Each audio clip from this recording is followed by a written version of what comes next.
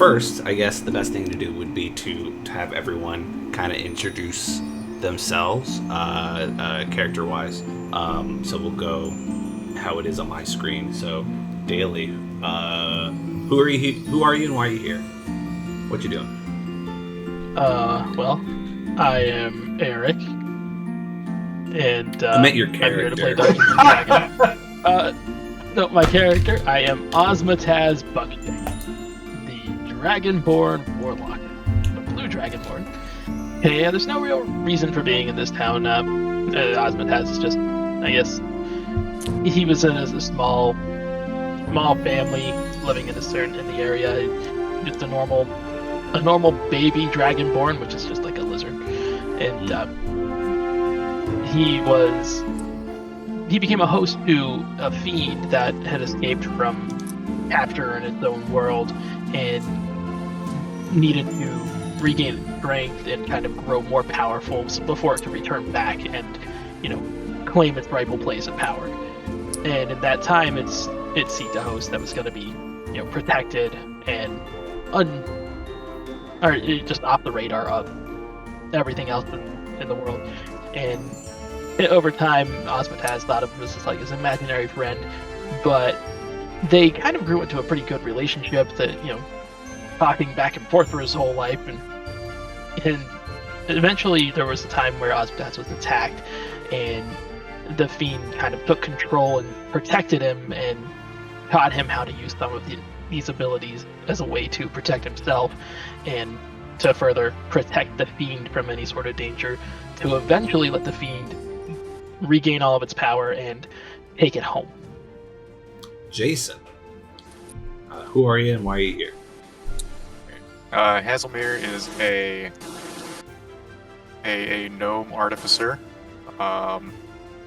He grew up with a fairly normal childhood, which is weird for the backstories for my characters.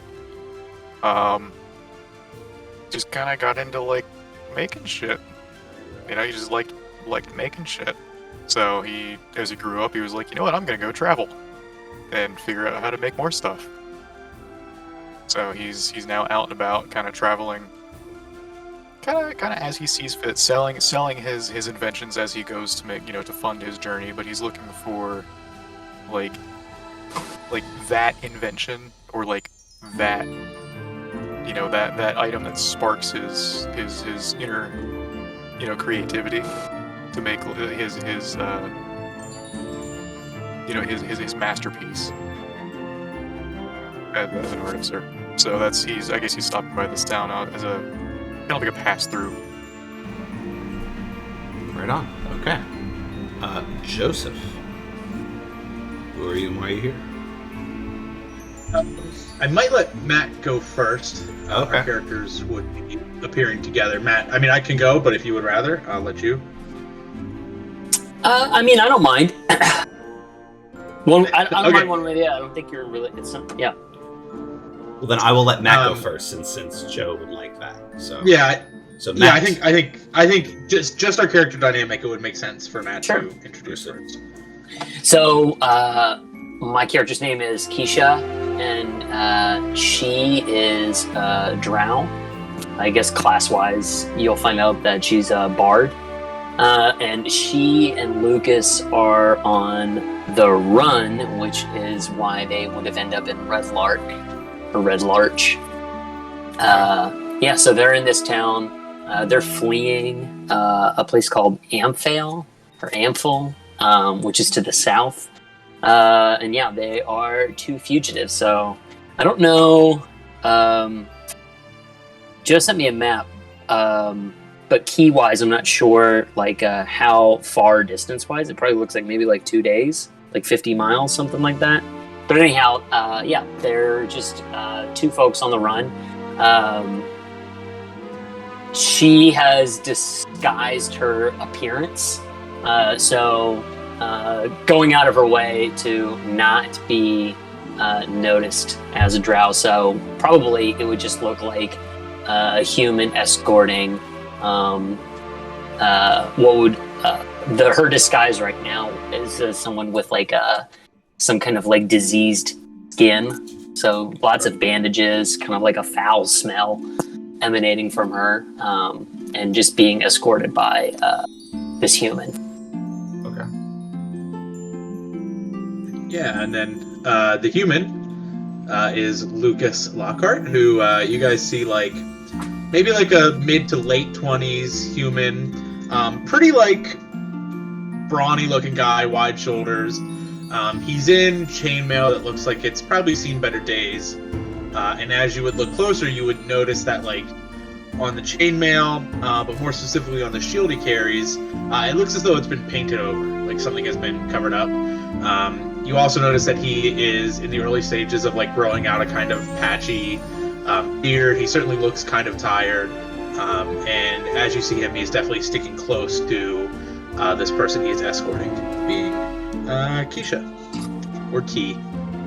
All right, and Josh, what's up with you?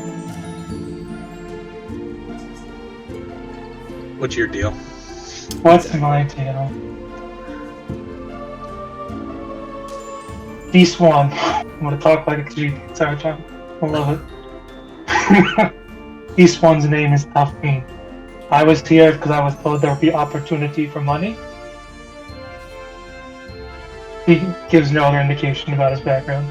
Okay, of course. He's a monk. He's got a short sword on him and looks like a tattered robe. There's no other distinguishing features about him other than he's at the backseat. Yeah, that's And kind of a distinguishing factor. And he refers to himself in the third person. How The rest fun. is for you to be discovered. Okay. All right. Okay, well then let me give you guys a little bit. And not because I was totally unprepared. Sure. Not because you forgot it was Uh-huh. Friday and you were playing Apex. Don't So- let me dream. No. Let me give you guys a little bit of backstory on where you guys are. You are in Red Larch. Red Larch is a town on the long road. A few days travel north of Waterdeep and a few days travel south of Tribor.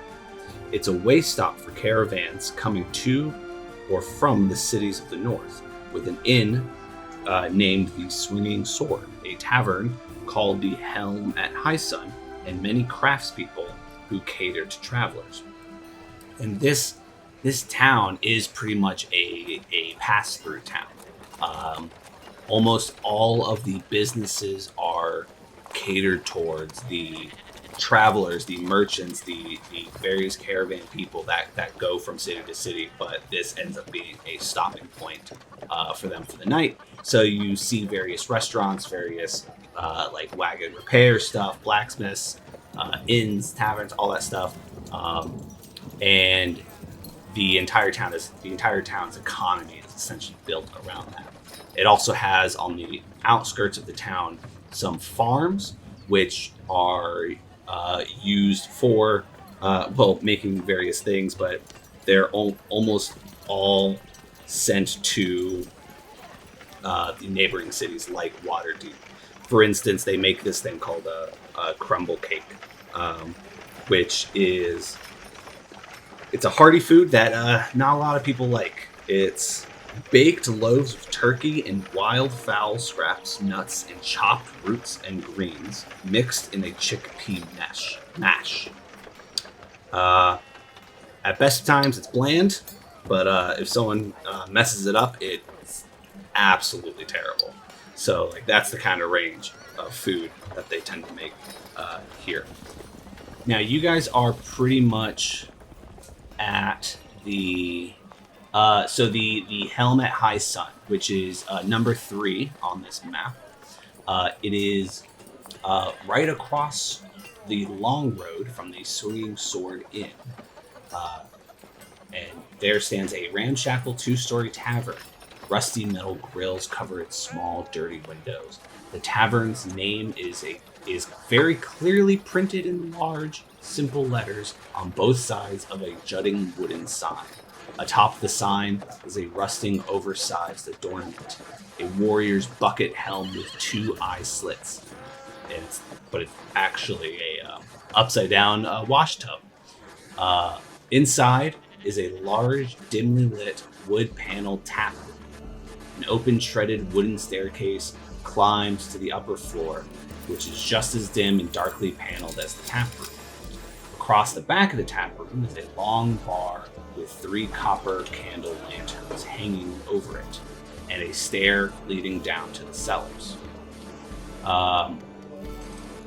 Now, currently, I'm going to say it is.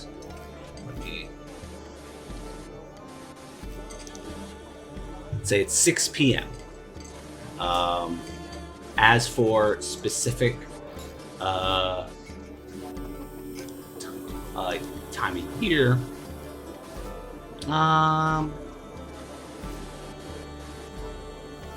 what do we think? Like spring? Do we want to live in a springtime? Who doesn't? Well, yeah. Sure. We all just have allergies for the whole campaign. This one does not sneeze. All right, let's see if the merchant has some antihistamine. Okay, so do you have any Zyrtec? yeah, it's just after the spring equinox.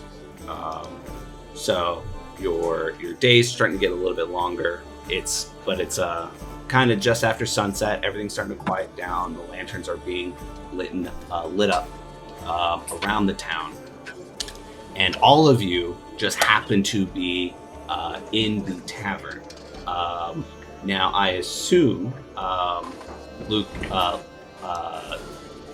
Lucas and Key are going to be together. Where do you guys see yourselves kind of sitting in this tavern? Or would you... I imagine you would be sitting towards the back, like in a corner type thing, right?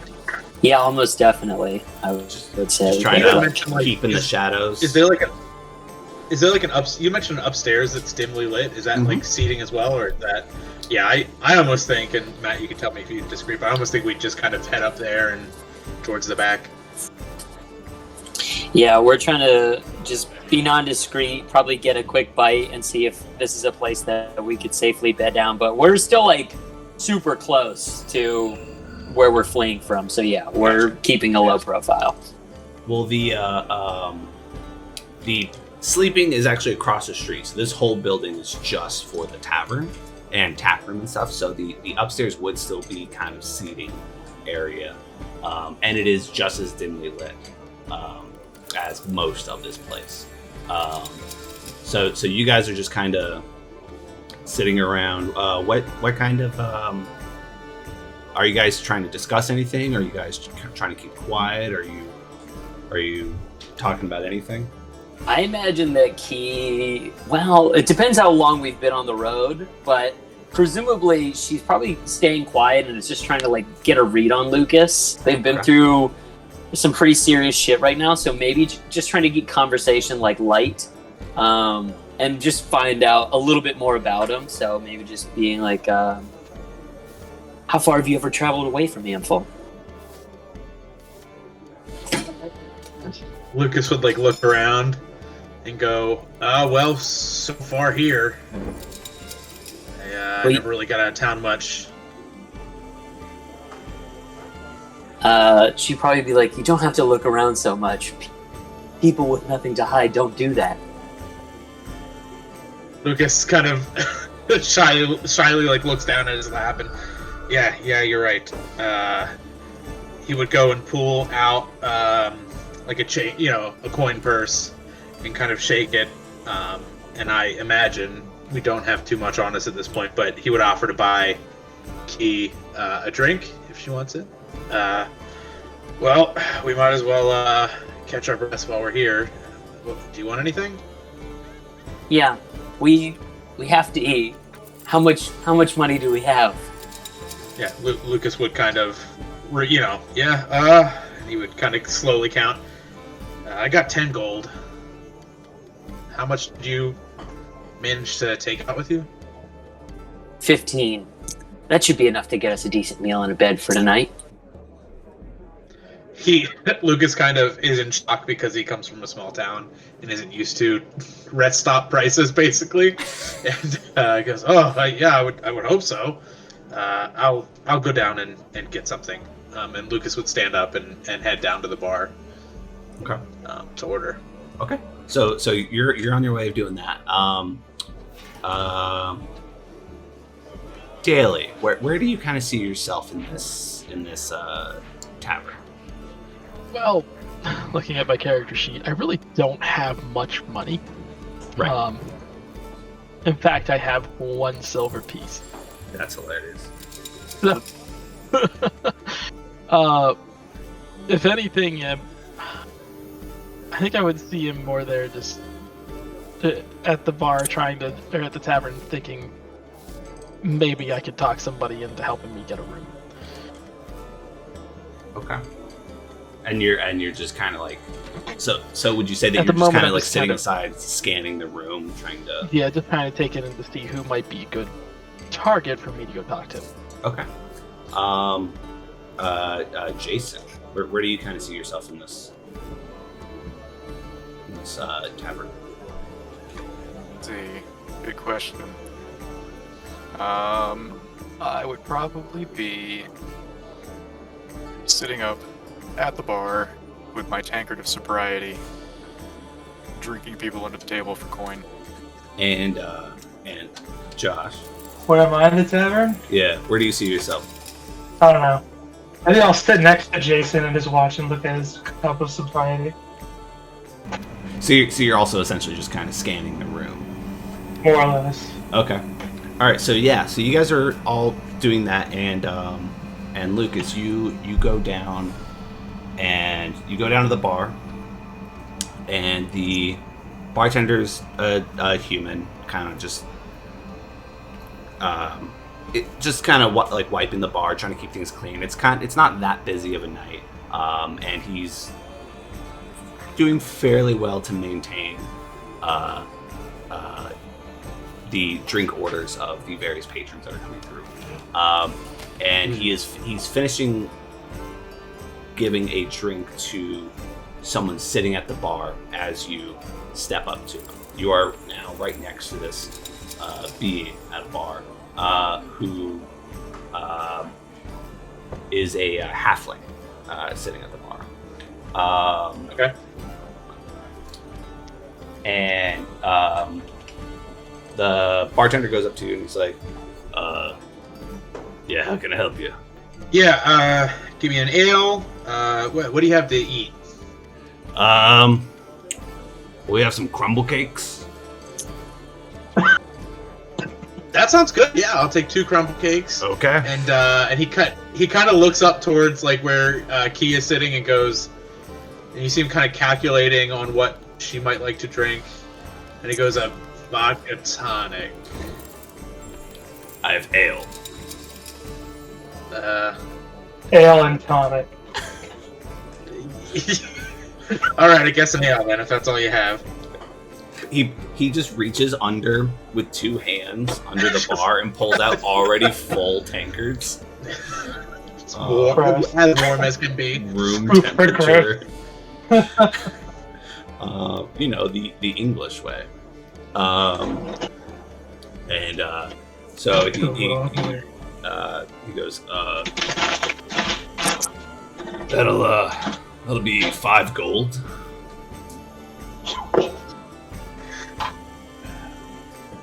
All right. Lucas takes out and like slowly, painfully hands him 5 gold. Okay.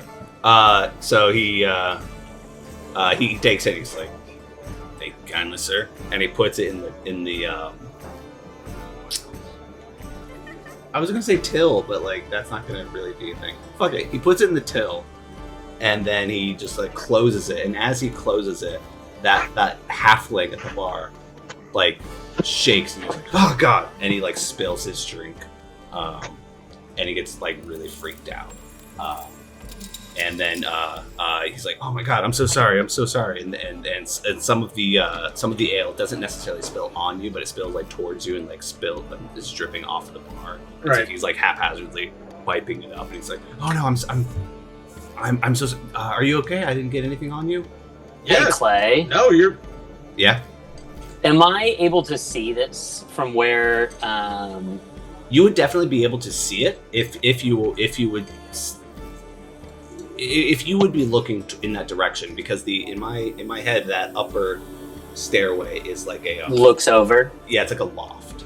Okay. Like a mezzanine. Yes. Can I roll to see if this guy is pickpocketing Oh, the halfling. Lucas? Sure. Yeah. Okay. No, no, you do not. He does not seem to be pickpocketing at all. He does seem to just be like on. He seems to be anxious, but Okay. you know, he doesn't seem to be actively pickpocketing anybody. Okay. Yeah. And yeah, so Joe, you now have these 2 ales and also like these like 2 crumble cakes put into like a little basket. So yeah, I like put the kind of hold, football carry the basket and the ales, and I kind of take a step back and like examine how much ale got on me from that halfling. I look kind of back up at the mezzanine and go, well, no biggie. You didn't get anything on me. Have a good night. And I kind of, give him the nod, and I keep my eye on him as I head back up to reconvene with Key. Sure. And I would definitely tell Key of like hand her the stuff and go, yeah, there's a halfling down there kind of freaking out. Yeah, I saw that. How much did the drinks cost?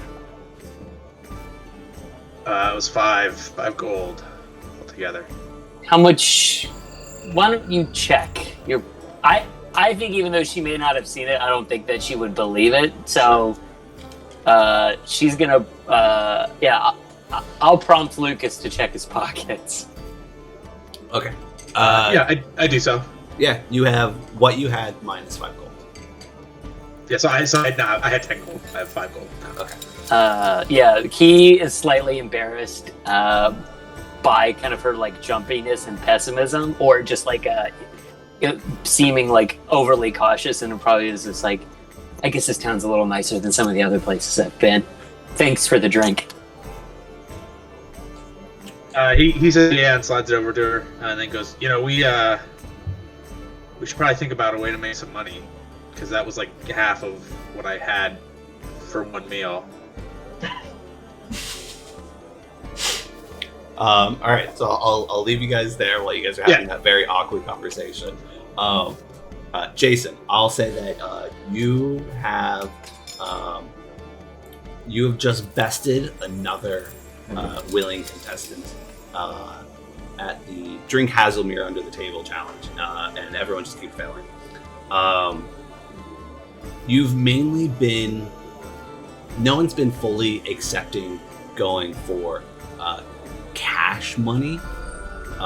You've been going for like free food, but specifically not crumble cakes, and also free drinks, which they're just dumbfounded by. But the person you just bested, you did win a 1 gold piece from him. He didn't have much, so that was all he was willing to bet. So you can add 1 gold to your parcel. But as he just kind of burps and staggers away and then just falls on the floor, the halfling actually comes up to you and says, I see you're challenging some people to some drinks. Yeah, sure, if you want. Yeah, I could use an excuse to drink right now. So yeah, I'll see what I can how well I can do. And he kind of shimmies himself and kind of climbs up on the high stool. And you guys order some fresh ales.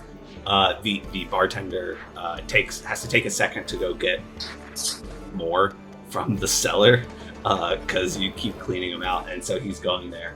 And this little halfling says, while they're waiting, just goes, awkward silence abounds, and so you just come here to turn people onto the table? Yeah, pretty much. Drink people under the table, see what I can see. Just kind of hang out, have fun.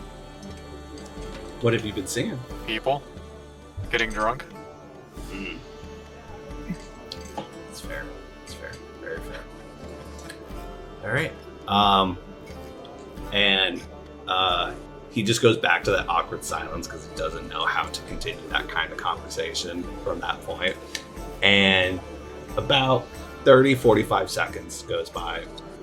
Bartender comes back with some more ales and plops them down in front of you, and goes, "You know the deal. Whoever loses has to buy the round, plus any other bet you may have on this." And so he goes and the halfling picks up his pitcher and he says, "Would you like to bet any money on this? I think I've been doing pretty good." Yeah, I'll throw the 1 gold I had. 1 gold? All right. But the 1 gold that I just got, I'll have it on the counter. Well, Jason, you rolled probably the worst thing you could roll. So you got a natty 1. And so you start going head to head with him on this, and you're obviously fine. He rolled an 11, so he's doing fine as well, but he is drinking this faster than you. You try to speed up a little bit with him, and so you get at like a weird angle to just down it into your gullet, and you, as you're doing that, you actually you're at a weird angle on your stool, and you just kind of slip, like your foot falls off the bar on the high chair, and you just slip, and that jerk causes all of the ale to go all over yourself. And that is just completely unavoidable, covered in ale. Just, you smell disgusting right now. And the halfling, he finishes, burps, looks at you, and starts laughing. And he says, I've got to tell you, sir, that is absolutely made my day. That is the funniest thing I have seen in a while. To see this little gnome just get covered in ale. Absolutely hilarious. I've had a shitty day so far, but this has absolutely saved it. So thank you, sir. I think I'm gonna take this gold, and I'm good. That's fantastic. Well, I'm gonna leave now. So thank you. And he pockets the gold, and he starts to get up and walk away. How are you reacting to just spilling all of this ale all over yourself? Oh, I probably fall off, go, shit. And then once I realize I'm okay, I go, what? Just doing crowd cheer, just like college frat party type thing. Yeah, pretty. Yeah, that's kind of what my character's turning into. Okay. So I'll start with Daly, and then go to Josh. But since you guys are kind of a little bit more passive and just kind of eyeballing everything, no one's really directly approaching you.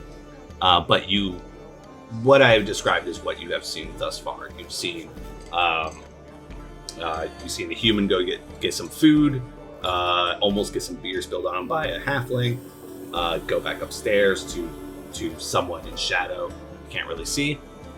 Then that halfling going to a gnome, do a drinking contest. Gnome spills ale all over himself. The halfling starts laughing and then starts to leave the tavern. Is there anything that you find yourself doing, or anything at all? I guess what I would be thinking is if I saw this gnome just in this drinking contest suddenly spilling ale all over himself, I would think, wow, he must be pretty drunk. He might be a good target. So I approached Noam and was like, oh, yeah, having some drinking games over here. Yes, sir. Would you care to place a bet? Yeah, I'm just looking for a room for the night. You think you could help me out with that? I cannot, but I'll share a beer with you. You guys are just doing a drink together, or are you doing a bit of a? What's your agenda daily? I guess is what I'm asking. I'm trying to gauge how drunk he is, because I don't know about this tankard of sobriety. Give me a perception check real quick. Not great. Okay. I mean, yeah, you saw what happened, and obviously you walk up, and he is just reeking of it. Mm-hmm. So that definitely does make it seem like he is quite drunk. But he's not necessarily acting on it, or acting like he is drunk. So you're Right. You are unsure. Yeah, I'm already a little apprehensive here. Mm-hmm. Like, sure, I'll have a drink with you, but are you? How much have you had tonight? Oh, God. I don't know. Hey, barkeep. Do you have any idea how much I've had tonight? Oh, I stopped counting after about 15. Yeah, that's kind of where I was at, too. I'm a little short on funds here. Do you think you could help me out with this one? A beer? Yes. Sure. Just a beer. Okay. So you guys are just having a friendly beer together? I think, like, while all this is happening, Key and Lucas have been having a little observation and conversation in regards to, like, oh, we need to make some money, blah, blah, blah. And Lucas has definitely noticed the drinking contests happening, and again, he also would have seen the spill, and is kind of thinking somewhat along the same lines as what Oz, just gonna call him, Daly's character, was thinking. And after a brief conversation with Key, Lucas is gonna kind of head down the stairs, and a little sheepishly, but then kind of puffs his chest, belly up to this table with Oz and Hazel, and say, gentlemen, are the drinking contests still happening?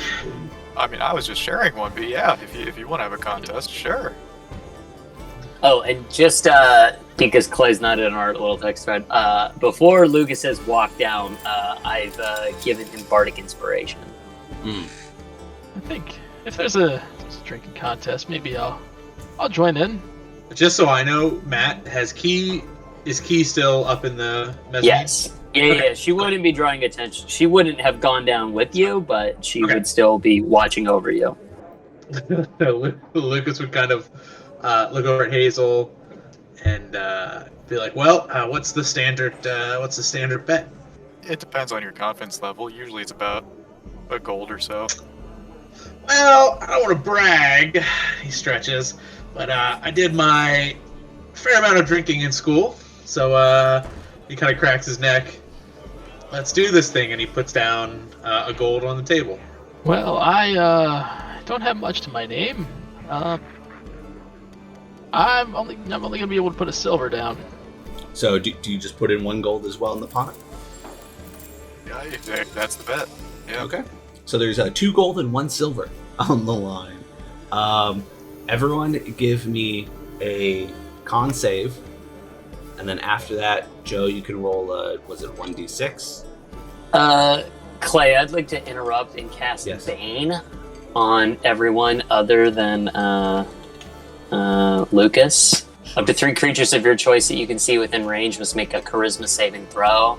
Target fails this saving throw and makes an attack or saving throw before the spell ends. They must roll a d4 and subtract that from their saving throw in this instance. Now, question. Yeah. Those 2 are 2.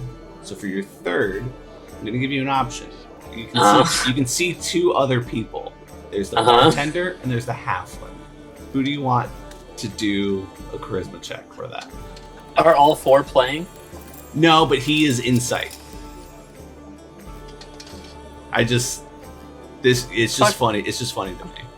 Oh, fuck this halfling, I guess. Okay. Charisma save. Yes, they must make charisma saving throws. All right. Yeah. So the halfling passes, but the other two fail. So you said it was con saves Yes. for the drinking contest? Yes. Con save, and Cool. then Joe, if you want to use it, that would be adding a d6, and then the other two I have will. to take a d4 to subtract from their thing. Oh, not gonna matter for Lucas. Oh no, Well, that's waste the of- well, d6. Sorry. Well, it's still only a 12. Oh, Christ. Oh, God. Oh Oh gosh. no! Oh beans. Okay, so I got a 13 on my con save then. I got a 17. Fuck. Beans. Yeah, 13, 17, and then Joe got a 12. with Bardic Inspiration. It's big night out for Lucas. He doesn't get out much. Yeah, this is your second tankard. And Yeah. so it just question, have you eaten the crumble cake? No, I feel like we got too caught up talking. Okay. Now. This is empty stomach. Yeah. Completely empty stomach, and this is like, it's not even a pint. They're like quarts. They're like fucking massive. And yeah, it just all hits your stomach at once. And you have that kind of mentality where you down it, and you're like, yeah! You realize you were last, and you're like, fuck. Alright, well, see you later. And you take one step, and then you trip. And you just do a stumble. You're not like face planting, passed out or anything. Yeah. But yeah, you kind of do a bit of a stumble. Are you gonna go back for more? Or are you what are you gonna be doing at that point? I think if I can see Key from here, I think I would just look up at her and kind of see if she gave me any sort of signal. He's probably a little disappointed that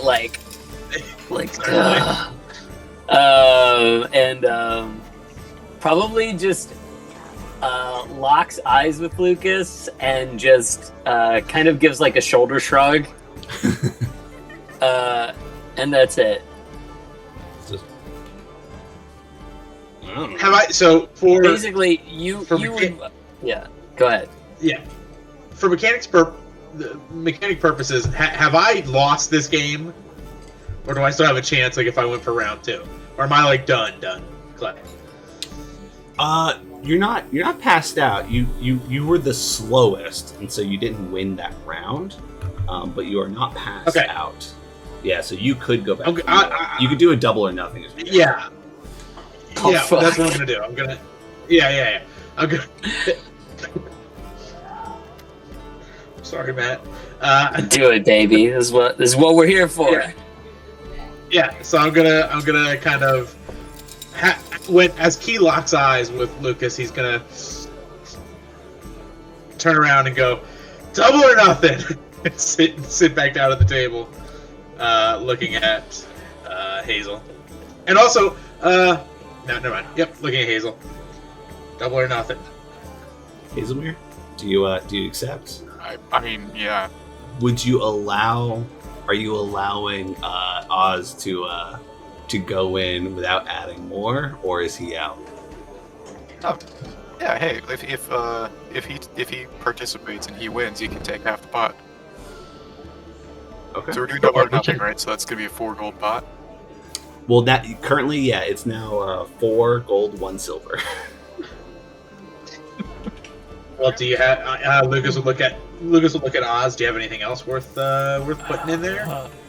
The Osmataz digs around through his backpack a little bit. Oh. I have a dagger. put a dagger in the pot. A pretty drunk Lucas just slams the tankard down. Hell yeah! So okay, so you got 2 gold, a silver, and a dagger in this pot. How long does Bane last? Bane is concentration up to a minute, so the spell would be over by now. Yeah. Okay. All right. Now we talk really fast. You're just shotgunning these ales. Yeah.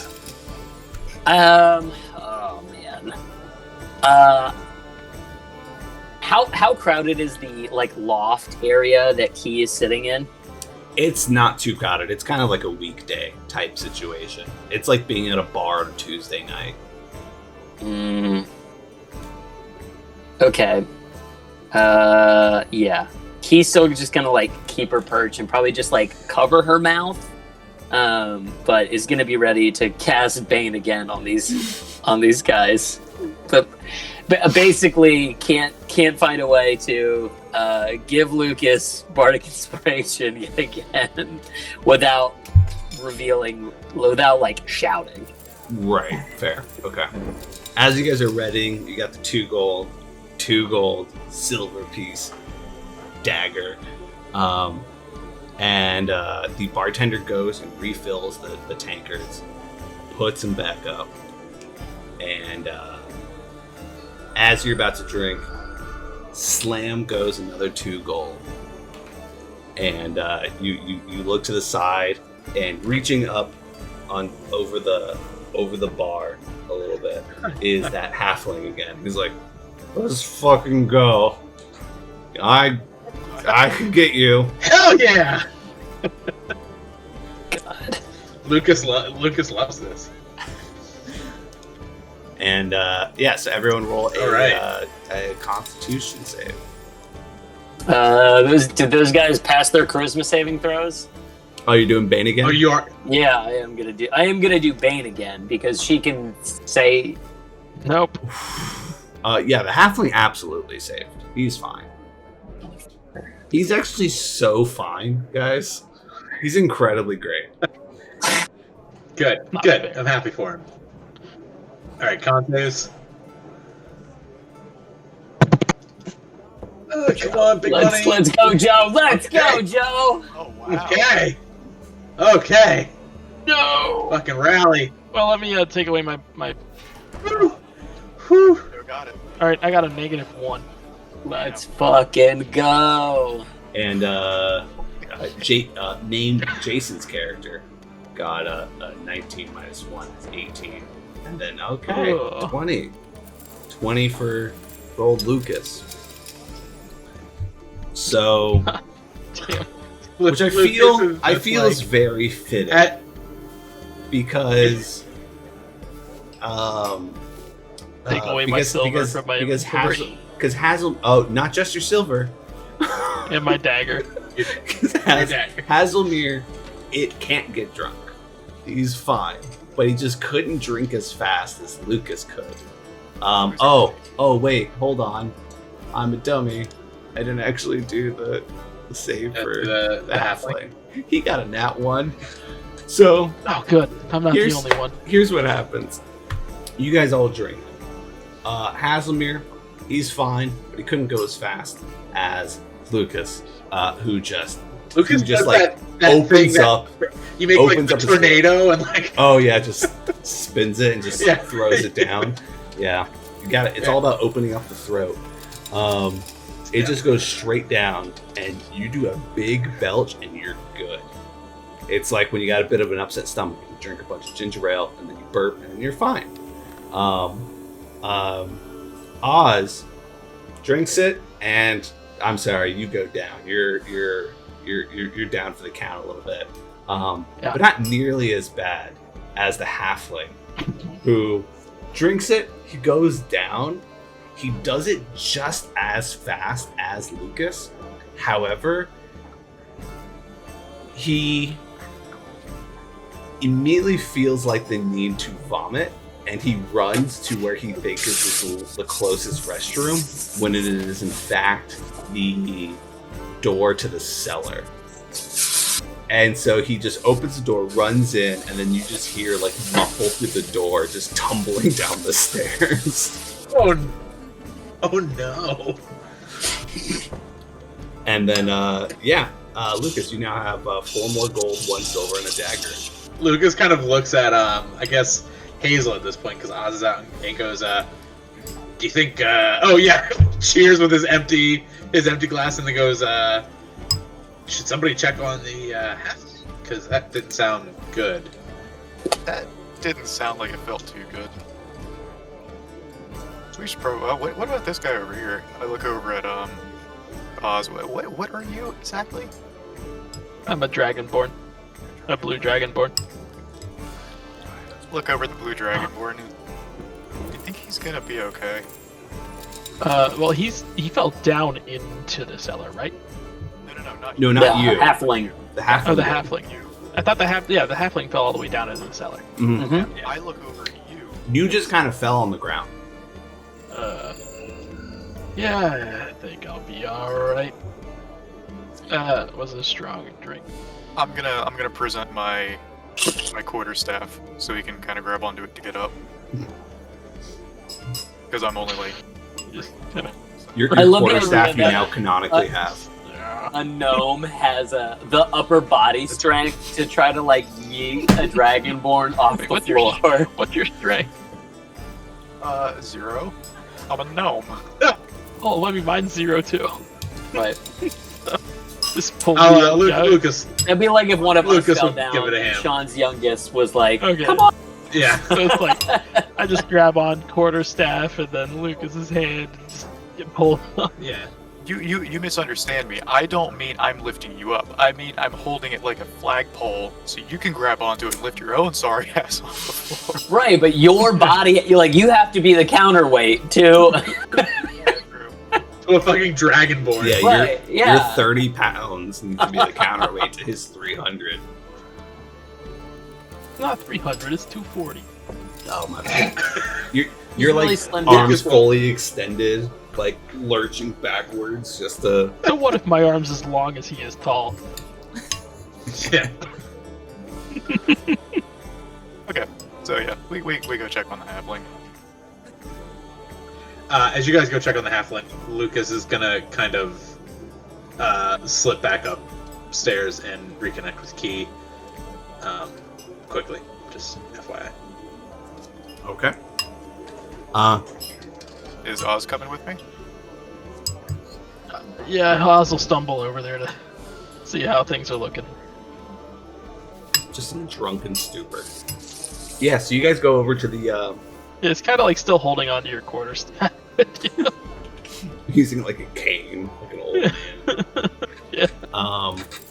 Yeah, so you guys go to the cellar door, you open it up, and at the bottom of the stairs is this Jurassic. Yes. At the bottom of the stairs is Pennywise. Oh no.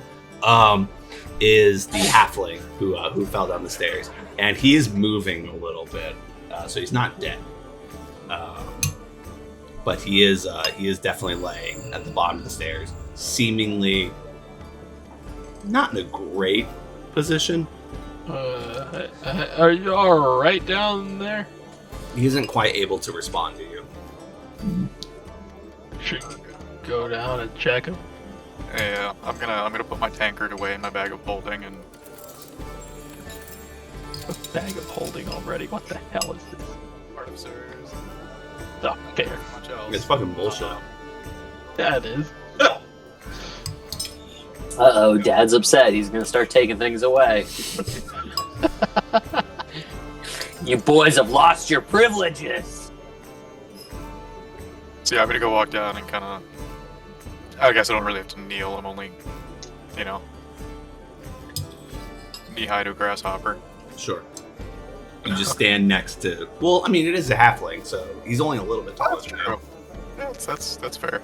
But we're gonna kind of, kneel down and kind of poke him a little bit. Hey, you okay? And yeah, he's stirring and he's kind of like going in and out of consciousness, so like almost like in a dream state. And he's like, Ilmeth, where are you? Oh god. And he looks at you. He opens his eyes. And he's like, "Where am I?" Currently on the basement stairs, or at the bottom of. Jason, give me a dexterity save real quick. Oh god, he's gonna puke on me. Yeah, he pukes on you. Ruh-roh. just it's all gone. Ugh, you hate to see it. I hate to see it. Yeah, and then so it's you're not in a good state right now. And first covered in ale, then covered in someone else's vomit. The worst. And he says, "I could go for a good slab of meat and a cup of coffee. I'm good. I'm good." Does this town have a Waffle House? Or Denny's. Yeah, or Denny's. No, but they do. They do start serving. They serve breakfast at the tavern, but they're still a bit of ways away from that. Well, And there is a bakery. I'm gonna offer to help him back up the stairs. Okay.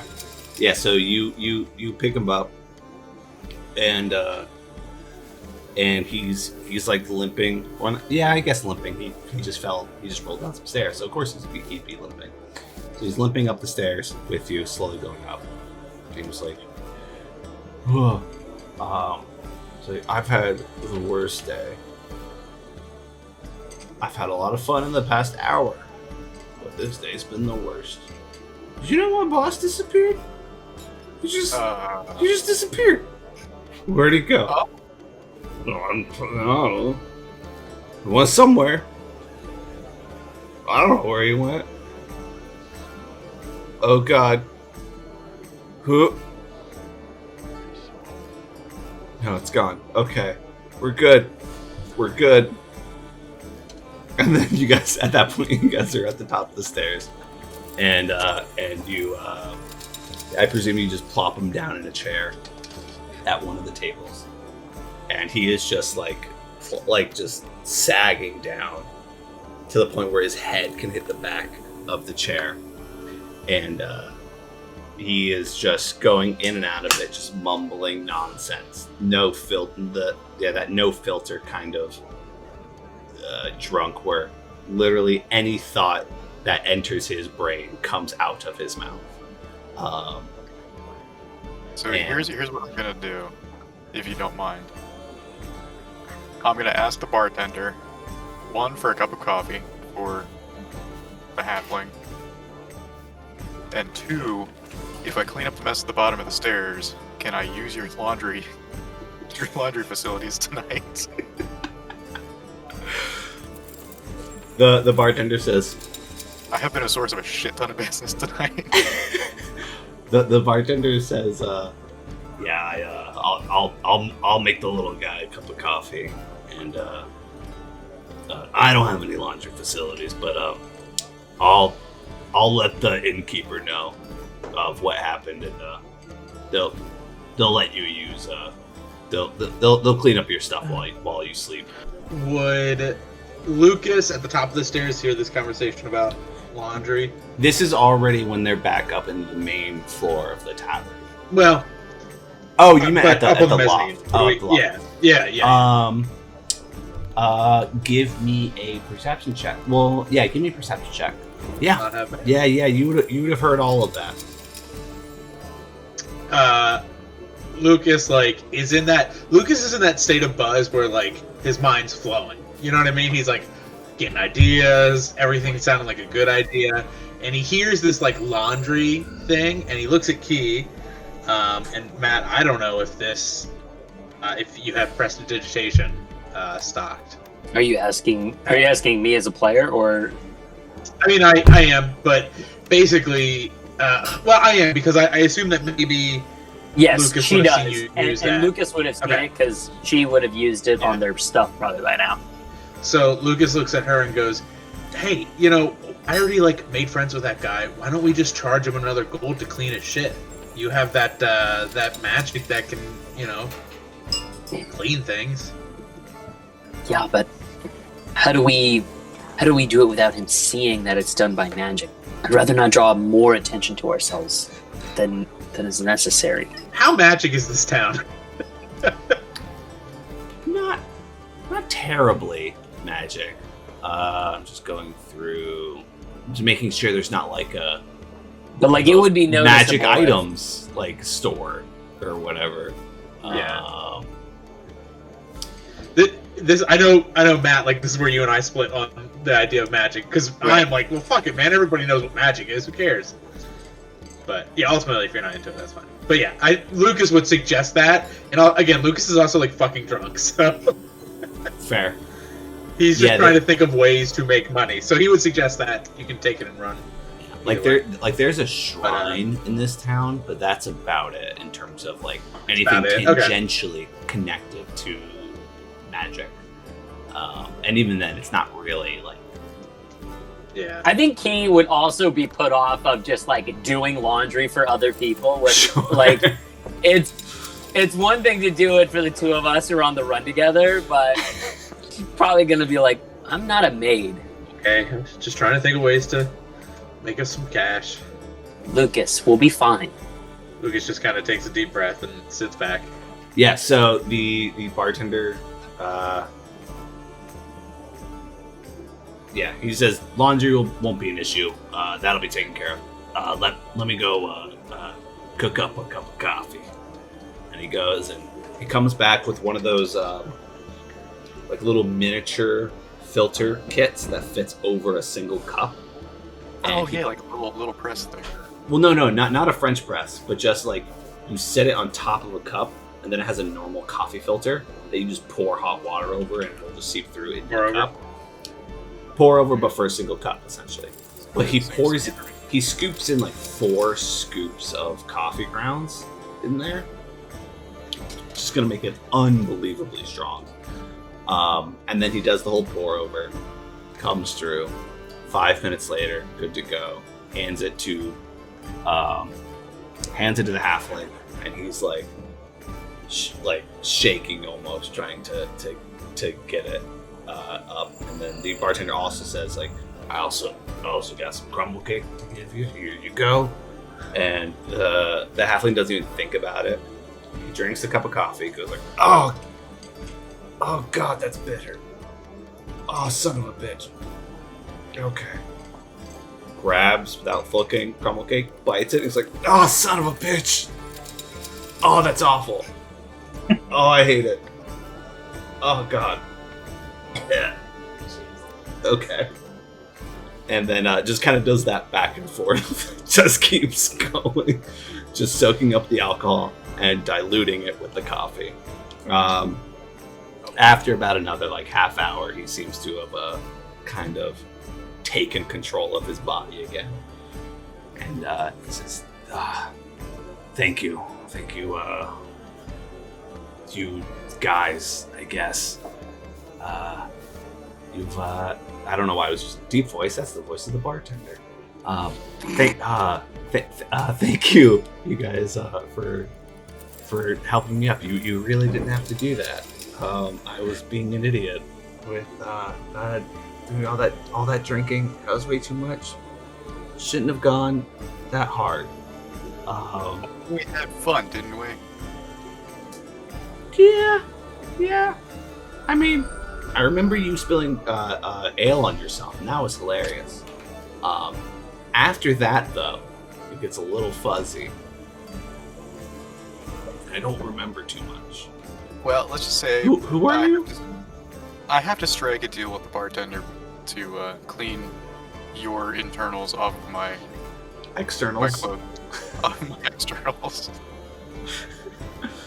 But it's seriously, thank you for helping me up and helping me get through this. Is there anything I can do to help you out, to kind of repay this? This is such a nice act of kindness. Sit and have a chat. Have breakfast with me tomorrow morning. I can. Are you staying the night? Well, I work here. I live here. So yes. Oh.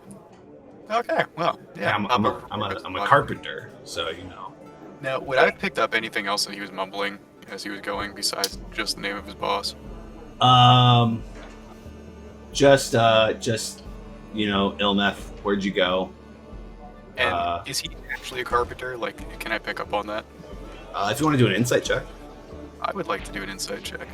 He seems Okay. to be an honest fellow. Yeah, just breakfast tomorrow. Can do, hopefully. I'm not dead by then. From the alcohol poisoning. You know. Just, And then he gets up and like starts walking away, but he's like walking in a curved line. He's like, I'm good. I'm good. We're good. And then like busts out the door. And that he busts out the door, and before the door closes, you see him like stop in the middle of the street, look both ways, and go to the right. And then 5 seconds later, go to the left. So I'm gonna go back to the bartender okay. and just kind of plunk down and be like, hey, so another quick question for you, if you don't mind. Yes, sir. Have you ever heard of an Ilmeth? Ilmeth? Yeah, I mean, yeah, he heads up the carpentry place at the workyard. This is a carpentry. I don't know what it's called. Wood shop? Carpentry. The carpentry. Workshop or wood shop. Carpenter. He's the head carpenter. The head carpenter. All right. We're in a guild. Let's do it. Yeah, I worked out at the carpentry place at the workyard. Yeah, you know. I work Yeah, at it's the an honest business living. factory. I've got a real man shop. Making business? Putting in trees come in, furniture comes out. You know how it is. Oh. So I can piece together that the halfling most likely is a carpenter. Right, yeah. Okay, cool. I'm satisfied. Okay. Is there anything else of import around the tavern? Nothing much. The only beings left really are the human, the tabaxi, the shadowy figure up top, and the absolutely will just say canonically passed out dragonborn on the floor. I'm just gonna look up the tabaxi and just kind of give a wave. And then I'm going to attempt to pull the Dragonborn. I assume I have a room by this point. I mean, yeah, it's also 24-hour front desk service. Okay, so and gonna, also it's only like 9 p.m.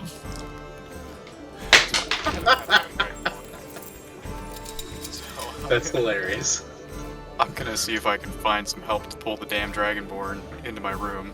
Well, actually, before I do that, what does the Dragonborn look like? Blue and a drag.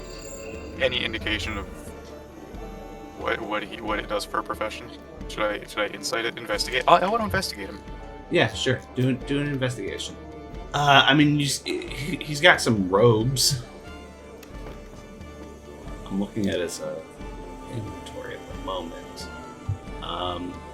Are you like going through his pockets to try to see if you can figure out who he is, or are you just looking what's presented? I mean, I don't want to like rifle through his shit. I don't want to be that guy. I just kind of want to see if there's any indication of what. He's wearing some leather armor. He's got some weapons kind of holstered around. Do I notice what kind of weapons? You see a mace and obviously it's holstered, so you only see half of it, of a boomerang. Interesting. Okay. Noted. So yeah, I'm gonna see if I can round up some help to pull this into my room because I can't carry him. Okay, fair enough. As you're like attempting to move him a little bit, the bartender interrupts you and says, "You know, I've had to deal with this a lot. I've got a cart." I've got a cart. That would be amazing. Yeah. Amazing. Plop him on the cart. We'll make sure you ask for a ground floor room, and you'll be good. Does he have like painted on the side drunk wagon? It's on the side of it. It's just painted deadbeats. So he actually also helps you like lift Oz into the wagon, and then you just kind of wheel. You could wheel if and when you're ready to go. Yeah, first I need to get a mop and bucket.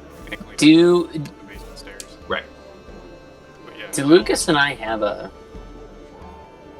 room?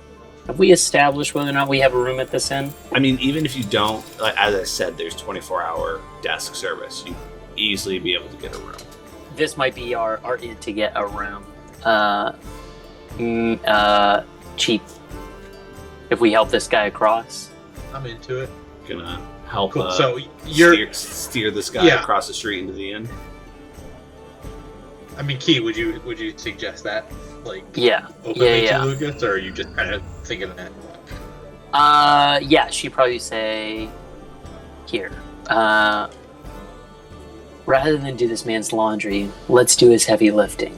Let's help get that Dragonborn across the street to the inn, and maybe we'll be able to piggyback off of the generosity and get ourselves a room. All right, yeah, can do. Lucas would stand up and kind of steady himself. You know, that moment where you forget about how drunk you are and then you stand up. Like, whoa. Yeah. And then he would make his way down from the mezzanine and kind of hang out until, I know Hazel's cleaning, I believe, right? So Yeah. they kind of hang out until that is done. And then when you reemerge from the cellar, Lucas would offer to help push the cart across. It's, you know, he's a big, strong human. Yeah. So Hazel, when you finish pushing, or not pushing, when you finish cleaning the landing in the cellar, you get it all cleaned up as much as a mop and a bucket can get it clean. it's a tavern. Yeah. You finish that, go upstairs. The bartender is very appreciative of you not only cleaning up that mess, but two, also getting the unconscious drunk out of the bar.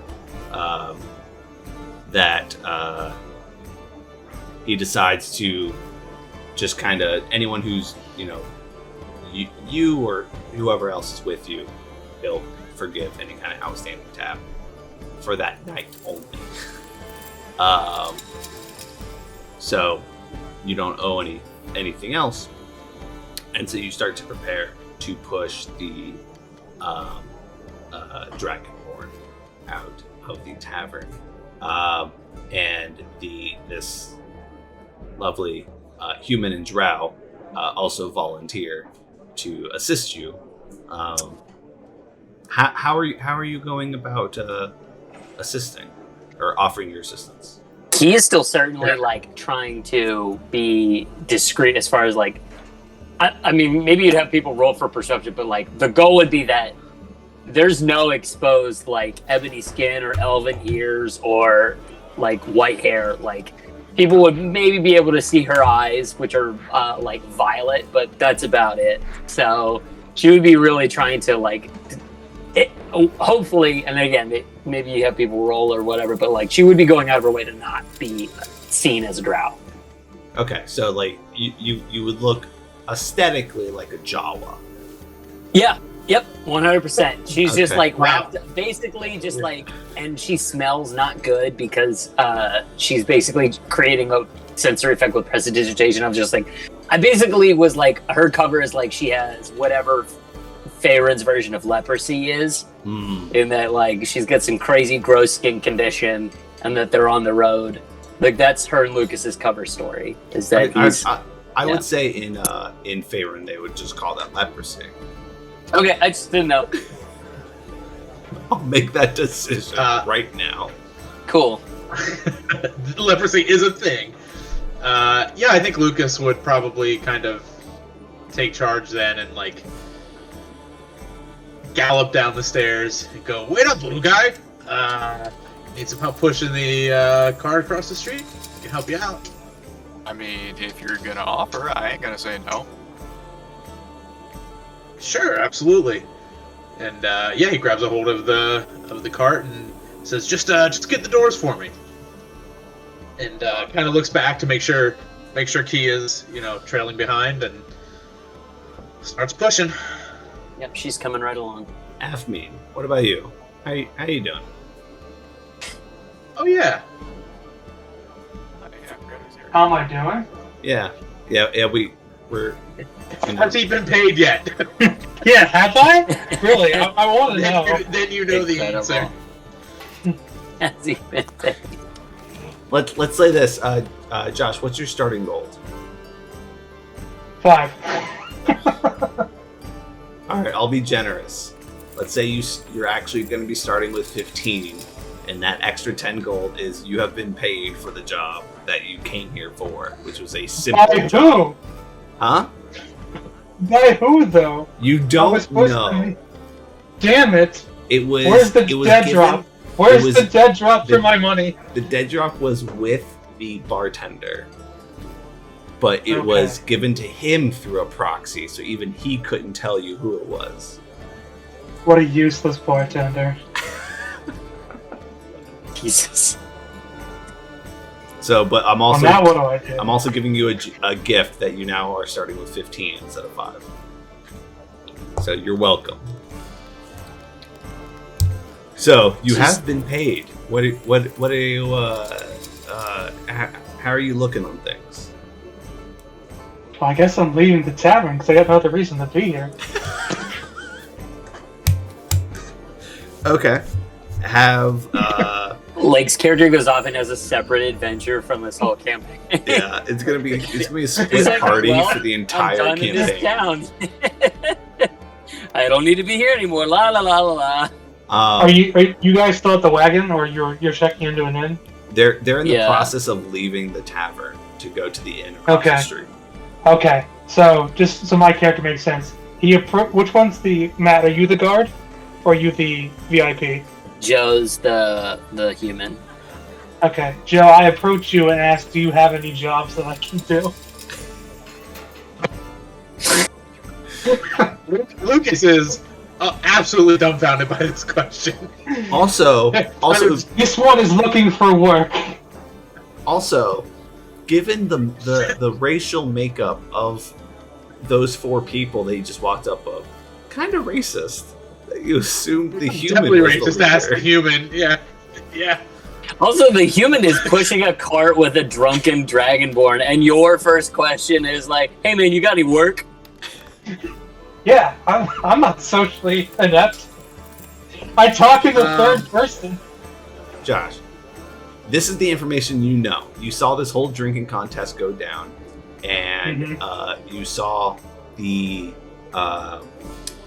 gnome almost pseudo interview the sobering halfling about some information, and then he asked him to meet him for breakfast tomorrow morning, which he said he was going to do. And then now they are wheeling this drunken dragonborn out. That is as much as you know. If that helps you form a narrative. But the decision of how you go about that is completely up to you. I'm still waiting for Joe's response. Okay. Yeah. Yeah, Lucas would just kind of blankly stare at him for a couple seconds and then go, no, I don't work here. This one is a traveler. He would like to help if he can for money. For money. Well, I mean, you could help with the doors, but we don't really have any money to pay you. This one takes IOUs. The bartender chimes in. The bartender chimes in and says, I could always use a bouncer in here. Would that interest This one you? will take the job. Okay. Well, first of all, I'm gonna need to know more information about you. So, Do you have any references? but at the moment, I am closing up. We're playing. You know, I don't know if you can hear this, but I'm having the bard over there play closing time because it is closing time. So I'm gonna need everyone. This one does not know music. That was like that. Oh, it must be Ohio. This Yeah, one does not know music. It's a small pass-through town, and it's like the equivalent of like a Monday or Tuesday. So Everything closes at 10. That's it. yeah. It says, but you can come by sometime after breakfast tomorrow, and I'll take a look at what you have to offer. That sounds good. Okay. This one will wait outside till then. Jesus. Oh my god. You gonna do the Skyrim thing of just going outside and hitting Yeah. gate? How did you know? He's like Legend of Zelda. I'm just gonna start a No, fire. it's Sit down literally and start Skyrim. going. I'm a fucking Khajiit and just sitting there outside the road, just wait 16 hours. Oh my god. All right. So yeah. So you four wheel out the Dragonborn out across the street to the inn, and you see the Tabaxi just kind of waiting on the porch, just silently. And you reach up and you see the swinging sword, which one door north of the All Faiths Shrine stands the swinging sword. The inn is a 3-story stone structure crowned by a steep slate roof that bristles with many chimneys.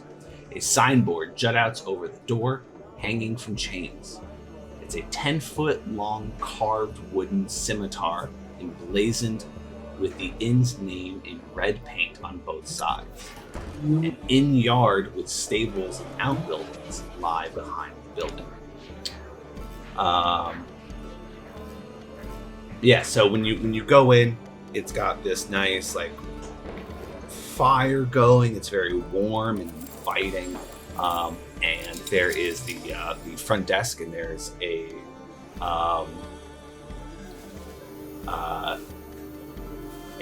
human, female human at the front desk, and she seems fairly pleasant, and she welcomes you. She's, hello, welcome to the Swinging Sword. How can I help you today? Hi. I have a gentleman here who should probably have a ground floor room, as I will not be able to get him up the stairs. Absolutely understandable. Yeah, we do have a ground floor room. It's down the back hallway. Window out towards the back. You will be seeing the stables and outbuildings and such, but yeah, that's pretty much all that we do have on the ground floor available at the moment. Fair enough. Are you just going to be staying the one night, or are you planning on an extended stay? I'm only planning on one night. I don't know about him, but he's on his own after tonight. Absolutely understandable. All right, let me go grab the key real quick for that. And she turns around and grabs the key for the room. She asks you just to sign the guest book, just for record keeping sake. Do you How much did you say the room was? The room, for the ground floor room, it's just going to be 1 gold a night. Okay, and you, I had talked to the bartender about this. Did you have laundry services on site that I could use for my rather inappropriate apparel at the moment? Yes, he did. He did send word that I should be expecting someone that will need laundry services. That, looking at you, totally makes sense that it would be you. Thank you. It's been if you there's going to be a simple hamper basket in your room. If you just want to leave it outside your door, then we will grab it tonight. All washed and it'll be ready for you in the morning. Perfect. Thank you so much. So I'll put 1 gold on the, on the counter, and she starts filling out all the record keeping information, and she looks up and she's like, "Oh, would these 2 be staying with you as well?" How big is the room? It does have 2 twin beds and a couch, and a 2-seat couch. Wait, these 2? Hmm? Oh, you mean the Dragonborn and... Well, no, she knows about the Dragonborn, but she looks up and sees Lucas and Key. Oh, is Key there with us? Mm-hmm. Yep. Yeah. Oh, okay. I'm just gonna kind of look at them, and I don't. Yes, we'll be taking care of him. I'm gonna insight Key just because I didn't realize she was there. Oh. Ooh, that's a 9. I'll say that you can notice those little piercing eyes, but you're unable to indicate any underlying features or underlying intent. Can I kind of rack my brain a little bit about the piercing eyes with a knowledge history or something? Sure. Yeah, history checks fine. So you would definitely. Would you say with your history you would have experience with elven-esque folk? Or would you say it would be more hypothetical in knowledge, like a book learner? It would be much more hypothetical in knowledge. Most of my knowledge base, specifically in history and whatnot, would be more based around the artifacts and the technology that they used. So I probably would have come across cultural and physical descriptions, but I wouldn't have focused on those. Okay, so I would say that it didn't even really go into cultural descriptions of Drow, because that would seem weird in a technology history book type thing. But you have definitely come across in a book a artistic rendering of thank you.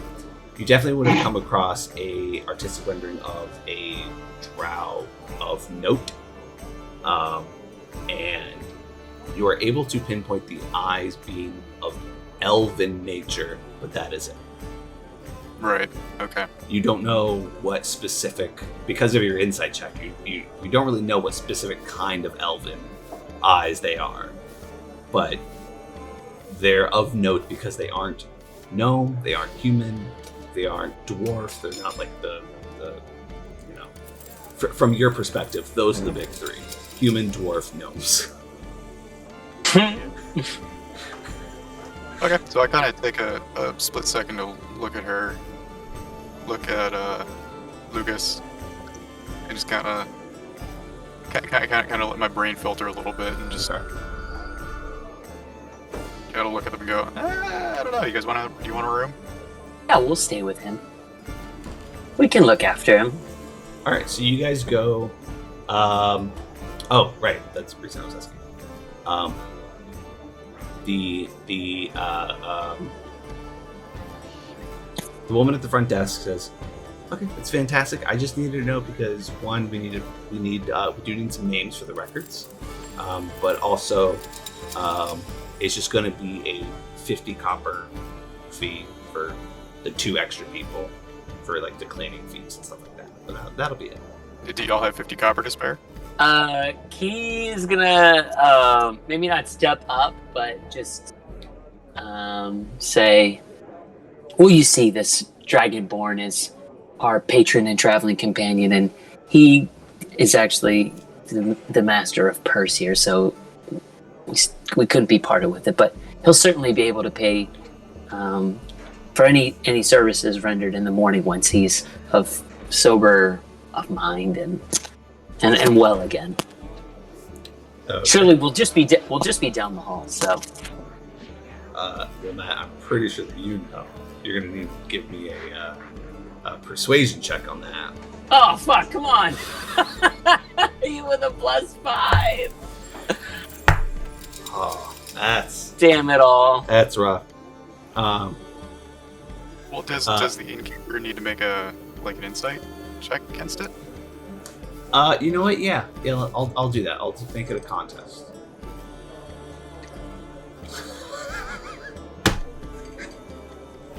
They either did super well or shit. So because I'm the NPC, I set up the DC for the check, and I rolled a 13, which means you succeeded. Oh! Just like exactly. Because I'm the one. Since I'm the one defending, so yeah. So she looks at you. She says, "I mean, that does seem to check out.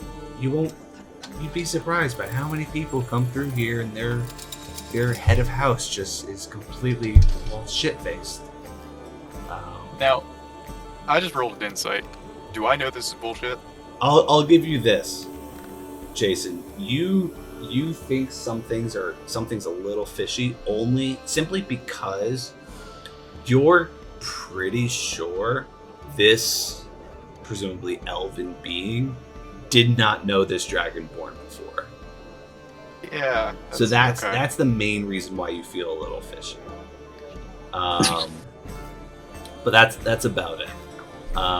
You're definitely like, in your head, you're like, I don't know about that, Chief. But yeah, the woman at the front desk is like, yeah, you wouldn't believe how many groups come here, and the leader is just absolutely shit faced, and their employees have to wheel them around. I remember once there was a traveling group, and the big head boss of some weird museum got absolutely shit faced, and he had to have his minions wheel him around everywhere. It was Only a matter of time. It was embarrassing, really. He nods appreciatively and says, "Yeah, they rarely appreciate the work we do for them." Yeah, you gotta seize the means of production. Am I right? Someday we'll rise up. Hazelmage puts his little fist in the air. Yes. All right. So yeah. So you succeed that, and she walks you all down the hall to the door, opens it up, hands.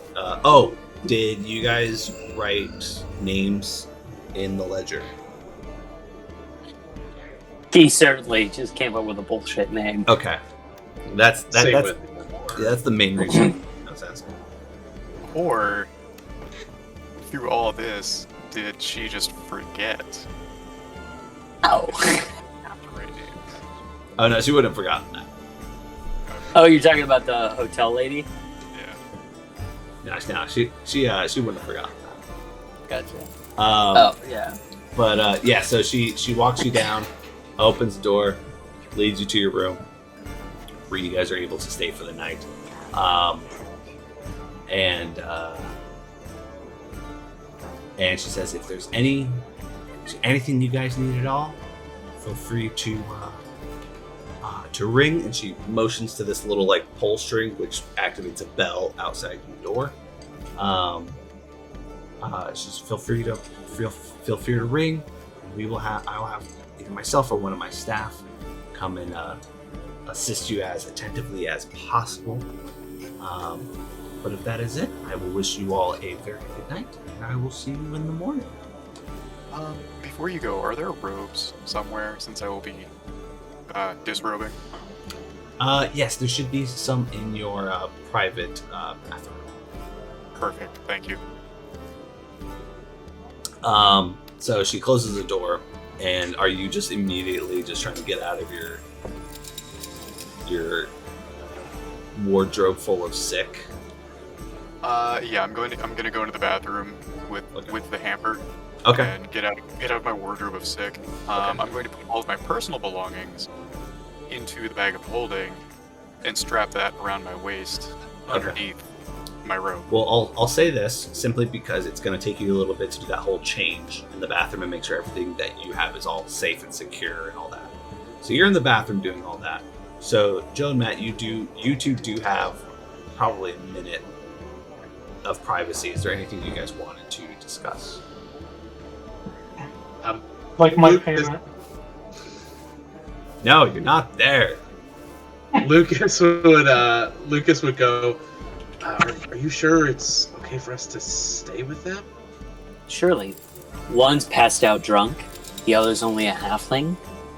I can take first watch or second, and... It's be that guy, but I think he's a gnome. Oh shit! Sorry, that's Matt, the player character. That's Matt fucking up, not Key. I know. I think we'll be okay. If you'll take first watch, I only need 4 hours to rest. After that, you can sleep through the night, and I'll keep a lookout. All right. Yeah, I'll take first watch.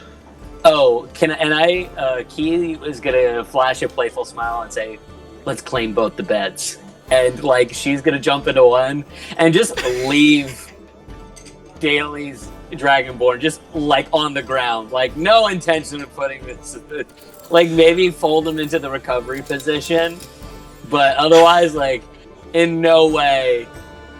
She's like, the halfling doesn't need this whole bed. We're the only 2 full-sized people here that are gonna appreciate a good night's sleep. So the halfling can take. Fuck the gnome! God damn it! The gnome will easily fit on the. I think really the highly couch. of you, but this kind of stuff isn't acceptable. He's a I'm gnome. sorry. I was raised in a different time. I was born 120 years ago. It was okay to confuse gnomes and halflings then.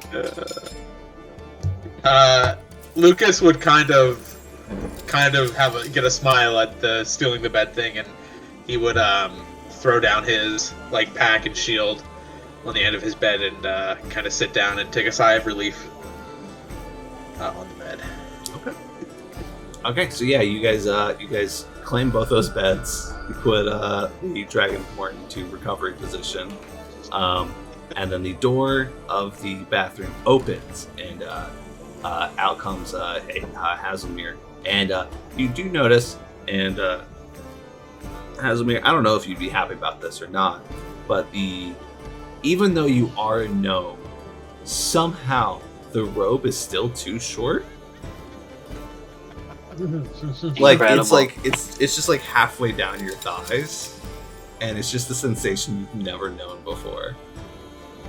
But you have all of your stuff bundled together, put in the basket outside in the hall. Can I roll an insight check to see what Key's reaction to seeing his thighs are? Okay. My reaction to seeing the gnome thighs? Yeah, nothing. She is quite. Yeah, the Lucas poker face. is feeling a little jealous here. You got another man here showing off. He is not clocking this dude at all. That's fair. Again, Lucas is like, who's this fucking guy think he is? We're fucking gonna come show off those legs? What the fuck? Lucas starts rolling up his pant leg so he can like flex his calves. yeah.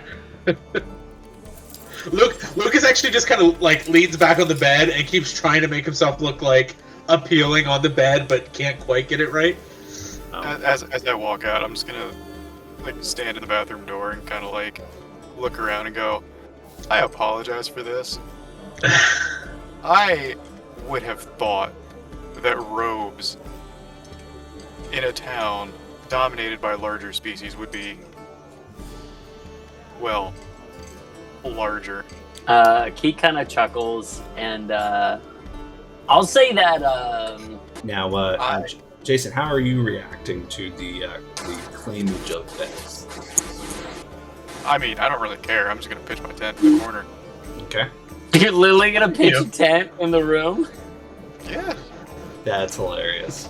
He's I'm gonna a forsake the love seat. There's a nice couch. I literally got the room for the Dragonborn, so if the couch is all that's left, the I'm Dragonborn gonna sleep in a tent indoors. Hello. This is incredible. I do have a question though for Key, and I'm going to tread lightly. You're still completely covered in your garb? Oh yeah, all shrouded up, baby. Okay, so I'm just gonna come out right out and ask it. So, do I know your name by this point? I don't think she's introduced herself. So I'll introduce myself. Like, hi. So I'm Hazelmere. She'll shake your hand and say, "Charmed." Thank you. I couldn't help but notice you have very striking eyes. Why, thank you.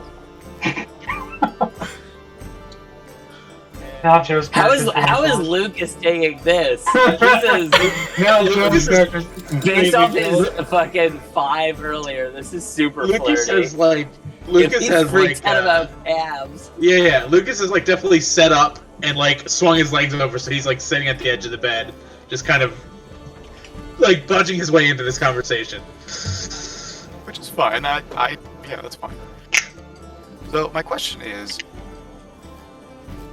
I read a lot of books, and I believe I have come across descriptions of beings with eyes like yours. And if I recall correctly, they are not gnome, human, dwarf, which would leave. And Clay, we recalled that from the knowledge check. Would I know specifically elf, just not what kind? You know that they're elven, but not because of your insight check. I'm gonna say you know that they're elven, but you don't know what kind specifically. Gotcha. Okay. So yeah, I'll leave it at that. So through the books that I've read, from descriptions and pictures that I've seen, I believe they look like elven eyes. And I must ask, Am I an elf? Is there a reason that you are afraid of being accepted? Because as far as I'm aware, Well, I'm a gnome and people don't have a problem with me. it's not so much my elven blood, but the disease I bear that makes me hide my visage. You see, I'm currently on the road with my fair companion over here, seeking restoration for Faerun leprosy. My apologies. I wish you the best in your travels. And I'll look over at Lucas and say, and you are a wonderful companion for taking care of her. Indeed he is. And he looks over her shoulder back at Lucas. He blushes a little. Says, "I do my best." Cool. Well, I just figured I figured I would like to get to know my roommates before I turn in for the night. Mainly because I don't want my shit stolen. I imagine, and correct me if I'm wrong here, but I imagine Lucas and Key just both kind of nod. Yep. Yep. Cool. I guess to the I don't want my shit stolen. He would kind of just hold her hands out and be like, we have very little ourselves, and we would never betray the kindness of a fellow traveler. So you're quite safe. You're quite safe in our company. Also, you're not with him, are you? She tilts her head like, pardon me? I mean, I don't care. It's just, I don't think I recall seeing you guys show up at the tavern at the same time. Oh, the Dragonborn. Yes. For a minute, there's this Oh, there's this awkward moment where they're like, both of them are like, oh, we're not dating. The Dragonborn. yes, the dragon. Key certainly, Key chuckles and goes like, no, but I'm never one to pass up an opportunity. I like that. That's smart. One needs to be to get ahead in this world. Indeed. Okay, well, yeah, I'm gonna grab a pillow and. Oh wait, can we put Oz up on the couch before we go to bed? At minimum. Oh, sure, yeah. If you're not going to take the couch, I suppose he can. I suppose we could put him on there. Yeah. Lucas would get up and drag him up onto the couch. Would it be possible for me to have like little jingle bells to put on my tent, on my main tent door, as like my little alarm system? I mean, since I've been traveling alone. I would say I would allow in your bag of holding if you would probably have maybe some like scrap pieces of metal that of varying like thicknesses and densities that you could probably fashion into something that would like jingle from movement. It's inside your bag of holding. I'm sure that there's a few things like that. So once I get in my tent, I'll just kind of fashion that up and hang it on my little tent flap. All right. Yeah. So you guys are you're in your tent. You're doing that. And Lucas and Key. Anything else in particular you guys want to take care of? Lucas is just gonna stay awake for the first. Oh right, you're doing the first watch. Yeah, we're gonna keep little watches. Okay. Yeah. I mean, Key only needs to transfer 4 hours. So. I will say, and let me know if there's something you want to do in between, but Lucas would be really reluctant to go to sleep even after that. Like when Key offers to take watch. I think he would do stranger? it. Yeah, I think he'd be really reluctant to let his guard down, and probably doesn't get a good night's sleep when he does. I'm going to quickly go to outside in front of the tavern. Afmin, how are you doing? East one is slightly cold. There is no sun. Do you have to sleep? Don't you need to sleep? Yeah, I can sleep. Won't be comfortable. Are you going to sleep? Yeah. Okay. All right. Standing up.